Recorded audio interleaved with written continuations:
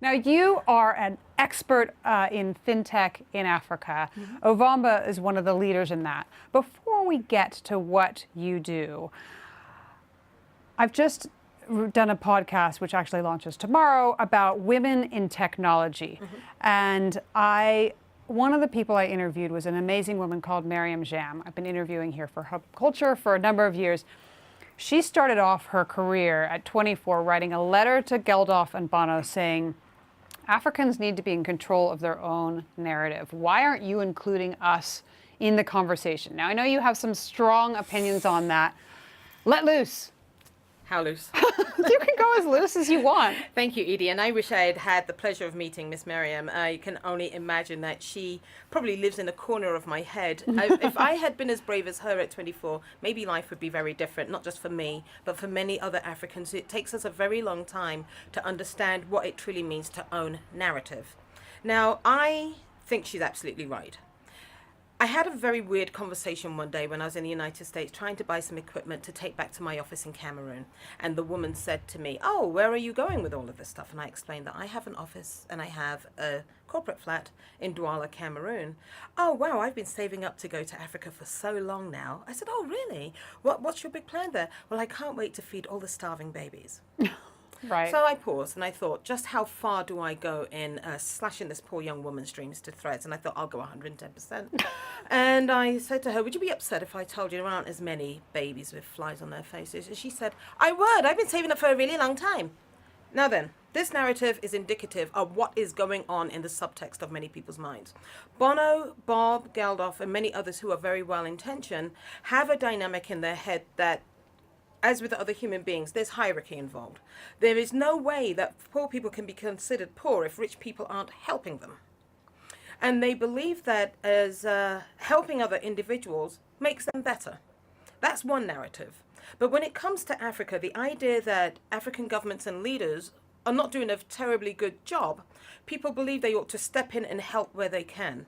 But as with all matters related to globalization, you have to bring us to the table because there are some things that you have to offer that we probably don't want. I think one of the things is that this idea of diversity and inclusion, we don't actually need to talk about diversity in some ways because the world is diverse. It is completely It is diverse. about inclusion. It is about bringing people to the table so that everybody can rise up together. Tell me about what you do in Ovamba that helps that. Tell me about financial inclusion. Yes. Financial inclusion is the name given to fintech. Well, that's financial technology, but inclusion talks about the ability to democratize opportunity, the ability to make finances, financial services, access, and literacy a human right to all of those that wish to operate a business in order to feed self, family, community, and in my opinion, the world. Because we do have the platform based on landmass, human beings, and all of the intelligent things that are going on with tech hubs and development and innovation. Now, with what Ovamba does, we have decided to focus on Africa's missing middle. We've got plenty of wonderful solutions for the very tiny and the micro, and there are lots of solutions for private-public partnerships and all of these large infrastructure deals. But somewhere in the middle are people like you and me and anybody else that you know who have no opportunity to get a job or have decided to take the route of entrepreneurship. And within that respect, there are technologies and capital that need to be put in place to assist them with going from small to medium to large, because people do stay very stuck exactly where we are. We fund businesses who are in the supply chain and trade and commodities sector with about $500,000 per transaction. And we help them by buying the inventory that they need to sell. But it's not enough to give emerging markets money. Can you imagine, you know the story of people who win the lottery after they were really poor, they go back to being poor, right? But you need to give education, support, and technology is a great delivery of that, and all of the services like logistics and warehouses to help them smooth out cash flow, help them buy and manage more inventory, to make them a better risk so that international investors stop looking at us as, a little bit dangerous not going over there. Right. But yes, I can see that the yield in Africa is steady, is predictable and reliable, and there's transparency. Give me an example of a transaction that you would help happen, a specific thing, start to finish. Should we talk about a female customer or a male customer? I think we should talk about a female customer. I like that idea. All righty. I'll talk about two really briefly. One of them is our favorite. She sells glass. She is not a university educated woman. She actually started out with a small painting and decorating store, and she had glass. She used to have to go to her bank, her microfinance institution, and she could never get very large quants of money. They have an underwriting algorithm that says women, they're not really business owners, so they are a little bit harder on them. She came to us and explained that I have this ambition, I really want to grow my store.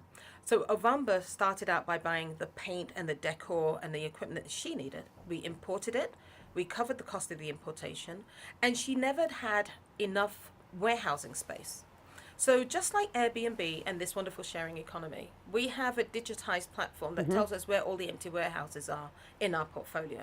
So we were able to put her things in another warehouse where there was more space so that she could get a market share that would give her real growth that is truly measurable.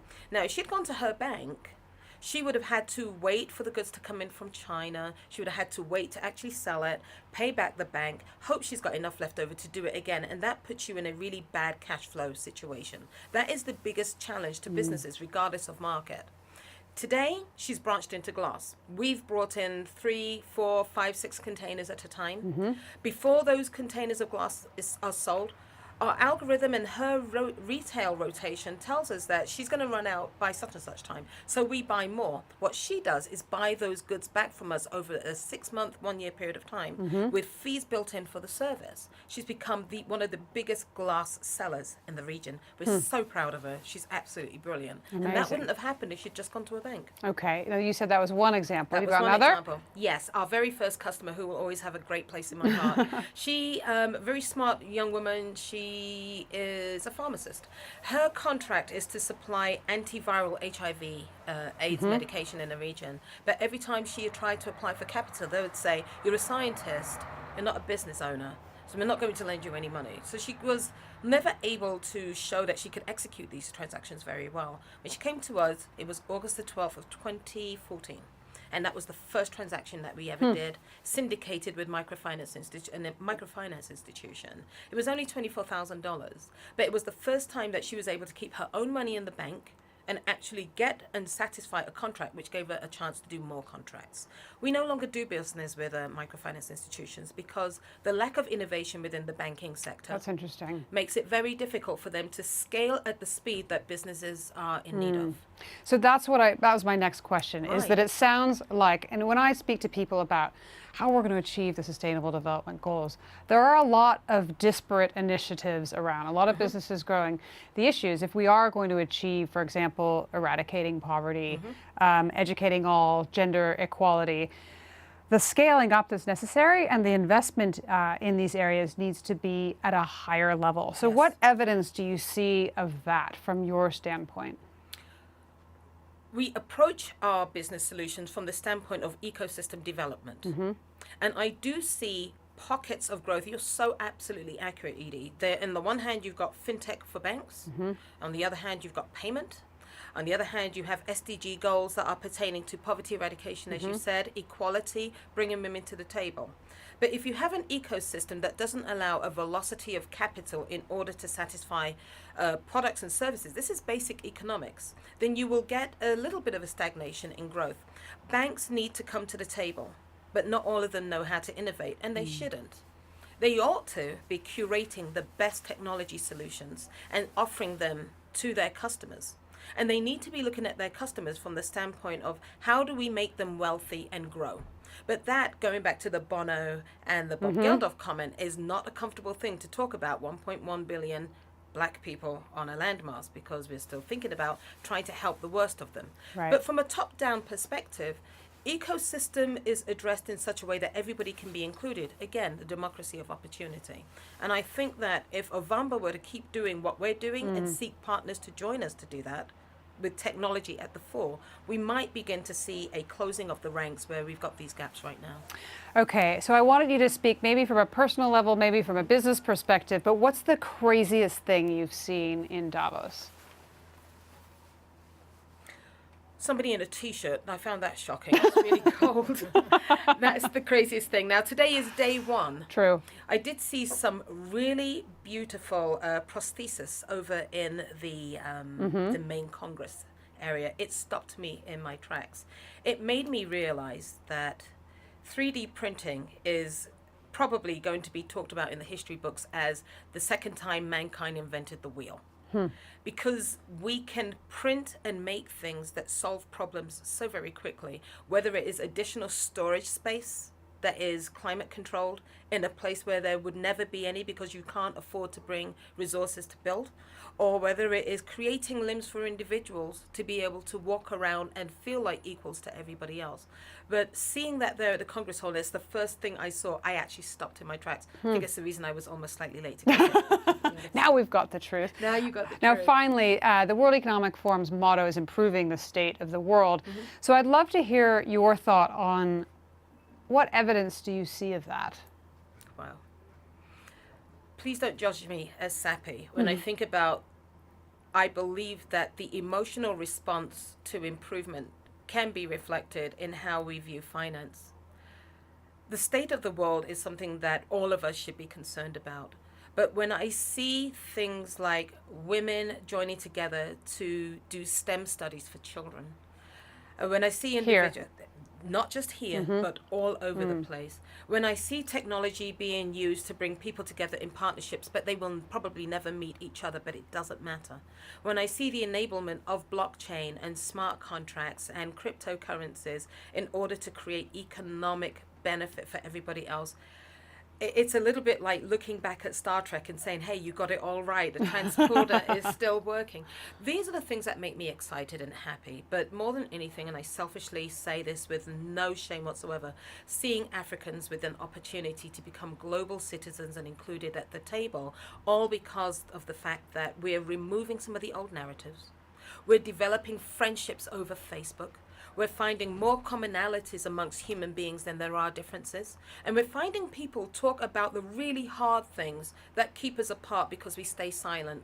Me Too movement, Black Lives Matter, making sure that anti-Semitism is completely squashed in places, preventing people doing harm to each other because they want to attach to the old hierarchy that you can only feel better if somebody else is worse. We need a level playing field. And I'm beginning to see that in so many different places. Viola, thank you very much for stopping by the Hub Culture studio here in Davos 2019. And I'm Edie Lush. It was lovely to talk to you.